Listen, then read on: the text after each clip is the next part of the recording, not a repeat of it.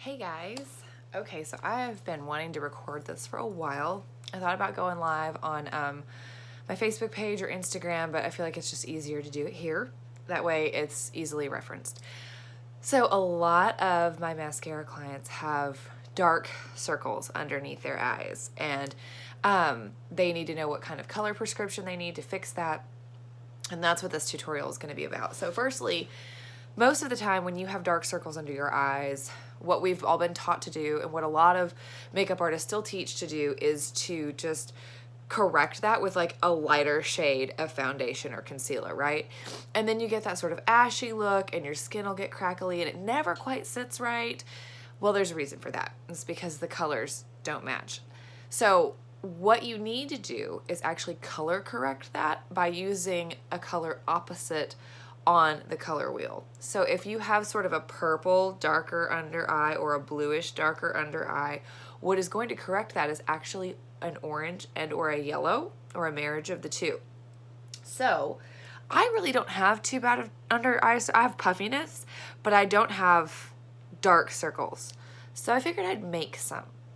And we're gonna try to cover these up, okay, using mascara and the color prescription I give my clients.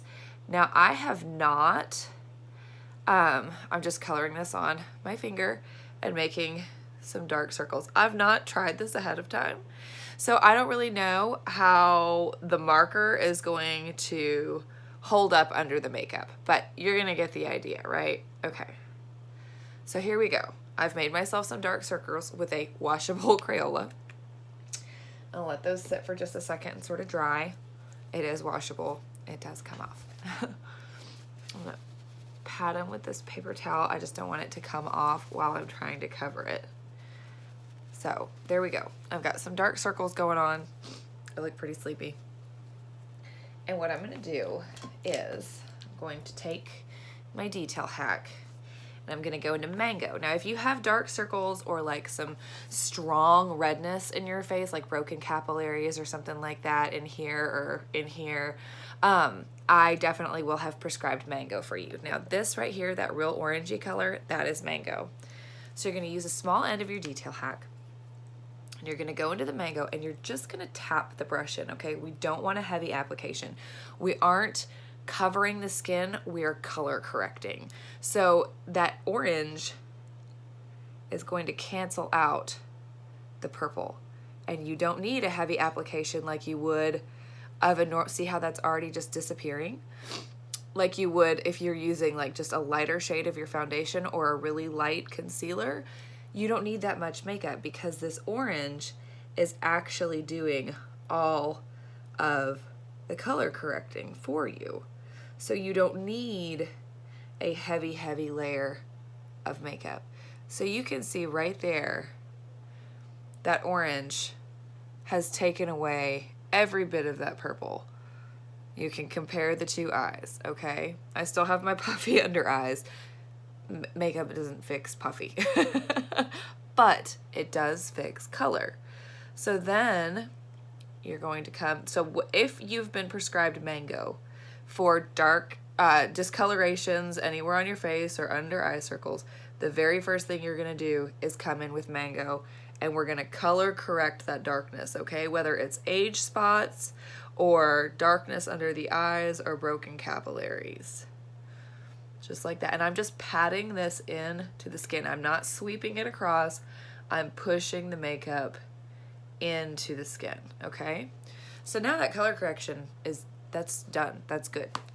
The trick is blending that out, because with mascara, it's a buildable coverage, which is amazing, but you want to blend in between colors if you're having to use multiple colors to achieve a certain look, because it will get heavy and sticky if you put layer upon layer without blending it down. So now we're gonna go in and I'm just gonna sort of press this sponge into my skin. And what that's doing is it's working the makeup into the skin, and it is also picking up any excess makeup to help rid of like the heavy feeling. Okay, so you can see when I come close how that side looks a lot heavier than this side. That's because that sponge is picking up the excess makeup. You don't rub it, you just push it into the skin, okay? And it's gonna pick up that excess. And honestly, like, it's working really good with the marker. I wasn't sure if like it would lift off or whatever, but it's working really good. Okay, so that's where you're gonna start. Now you're gonna go on with your hack as normal.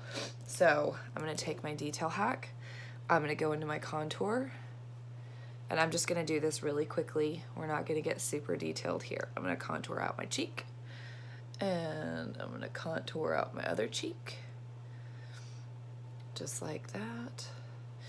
Love cream foundation. You come in a little too far, you just wipe it off, no big deal. I'm gonna contour out my forehead. So I'm using Astoria right now. It's one of my favorites. Astoria and Indigo are the two most prescribed contours by me. Do a little bit of my jaw. If you are an advanced hacker, you can contour out your nose. I usually save that for the end, and I'm not going to do it in this tutorial, but you're welcome to do your nose whenever you'd like. Then I'm going to take the blunt end of my 30-second hack. This is just my preference. You can use this end too if you like it better, but this is what I like for my foundation. And I'm going to go into my main highlight, which is Candlelit, and I'm just going to pat this brush in. Don't rub it. Just stipple it in there a few times, and I'm going to come under my eye, and I'm going to pat on top of that mango, because mango is super, super orange, and I do not have orange skin, so I can't just put that mango there and leave it sit and expect it to look good. Like, you have to go over it with your main highlight so that it matches the rest of your face. But if you don't blend it first, it's gonna be super heavy and sticky feeling, and it's not gonna look right, and it's gonna drive you nuts. So that's the trick, is blending in between. And you can do as many layers of this makeup as you want, as long as you're using a light-handed application, which means just dabbing the brush in the makeup, and you're blending in between shades. So get that done, get my forehead. And you don't have to cover every inch of your skin because you're gonna blend it anyway. So just get some of it placed, just like that. And there we go. Okay, I've got that. Get in those crooks with my nose because that's where my redness lives. All right, that's on. I'm gonna go in with just a little bit of my lip and cheek. Ever Red is my favorite in the winter. It just gives you a really pretty sort of frostbit glow. If it helps you, you can smile and sort of guide it to the apple of your cheek. Just like that. Sponge, we're gonna blend again. And now we're gonna blend everything we've got. So once again, I'm just sort of quickly and firmly patting that makeup into my skin. This is what makes it look like a second skin versus layers and layers of makeup, is the blending. Some people like to blend with their brush. That works well also. I feel like it does give you a heavier coverage. Some people are full coverage girls. Some people are not. I am not a full coverage girl. I like more of a BB cream look to my makeup. So I prefer to use the sponge most of the time. But like I said, if you like a more full coverage look, then you can totally blend. Just make sure you wipe the blunt end of your brush, wipe it on a towel, and then you can just blend with your brush. That works too. Okay, so now I have everything blended. Make sure to get that jawline. It's all blended out. I've got the mango covered with the Candlelit. My dark circles are gone. Blend that contour just a little bit. You want the contour to look like a shadow, not like a stripe, okay? So that's kind of my rule of thumb. There we go, just like that, okay? Now, this is my last step. Once again, we're gonna go back to the under eye. I'm gonna use this same blunt end, and I'm gonna go into really light linen. This is going to give me that pop of brightness that you see on like the Kardashians and all of these celebrities that do like have professional makeup artists who hack their face, right? So once again, we've blended. It's it's all been blended.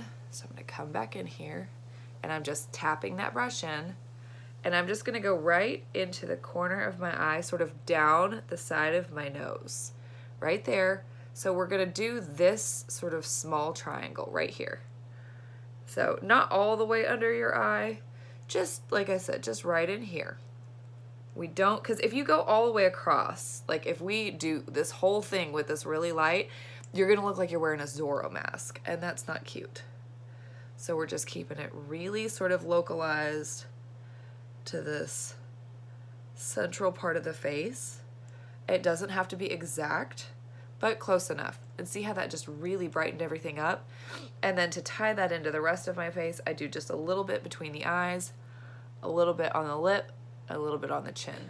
If you have a very fair neck, you could even come under your contour and do just a little bit here and a little bit there to tie in the lightness of your neck with the color of your face. And then we're gonna blend one last time.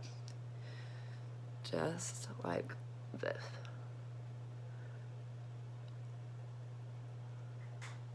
Come under that eye. Look at that. Dark circle's gone. And I made this with a marker, you guys. Just like that. It's that simple, okay? So don't be afraid. If you've been prescribed 2 or 3 different colors for your foundation, it is literally as simple as tapping a brush here or tapping a brush there. It's nothing to get stressed out about. It's really easy, and I can even help you load your compact so that you remember the order of the colors so that it's even easier for you to do. But as you can see, darkness is gone. All of that purple I had was totally covered. And then all you've got to do is set with a little dry shampoo and go on your merry way.